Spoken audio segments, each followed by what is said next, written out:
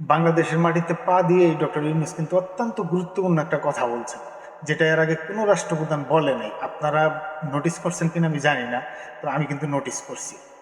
উনি বলছেন যে আপনারা যদি আমাকে প্রয়োজন মনে করেন তাহলে আমার কথা শুনতে হবে, আর যদি আমার কথা না শোনেন তাহলে আমাকে এখনই বিদায় দেন, আমি আমার কাজ নিয়ে ব্যস্ত থাকি।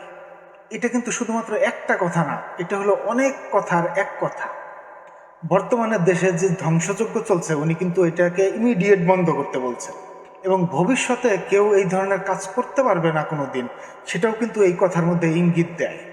আর উনি জানেন যে এই মুহূর্তে বহুত রাজনৈতিক দল চলে আসবে, বহুত নেতা চলে আসবে, তারা আগের মতোই আবার মানুষকে প্যারা দেওয়া শুরু করবে, জনদুর্ভোগ তৈরি করবে। এইগুলো অবশ্যই করা যাবে না। মোস্ট ইম্পর্টেন্ট বিষয় হলো যে উনি কিন্তু নিজে থেকে আসে নাই, ওনাকে কিন্তু রিকোয়েস্ট করে আনতে হয়েছে। এমন বিষয়টা এমন না যে বাংলাদেশের ফিল্ড খালি, এই জন্য অন্যান্য নেতারা যেরকম লাফাইতে লাফাইতে চলে আসতেছেন, উনি কিন্তু এরকম না, ওনাকে কিন্তু রিকোয়েস্ট করে তারপর আনতে হয়েছে। এই জন্য ওনার কথা হচ্ছে, পরিবর্তনের জন্য আপনি আমাকে ডাকবেন, আবার আমার কথা মানবেন না, আপনি আপনার মতো নোংরামি করেই যাবেন, এটা তো হইতে পারে না।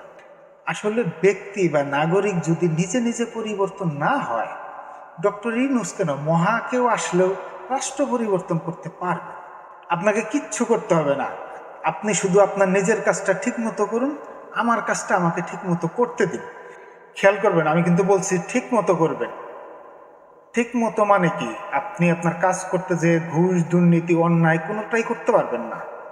সবাই যদি এরকমটা করতে পারে, তাহলে আমি গ্যারান্টি দিলাম রাতারাতি দেশ পরিবর্তন হয়ে যাবে এবং সুন্দর একটা নতুন সকালের উদয় হবে। আমার বিশ্বাস ডক্টর ইউনূসের এই যে পরিবর্তনের নীতিমালা, এটা অনেকেই মেনে নেবে, অনেকেই গ্রহণ করবে, কিন্তু কিছু মানুষ গ্রহণ করবে না, এটাও সত্য।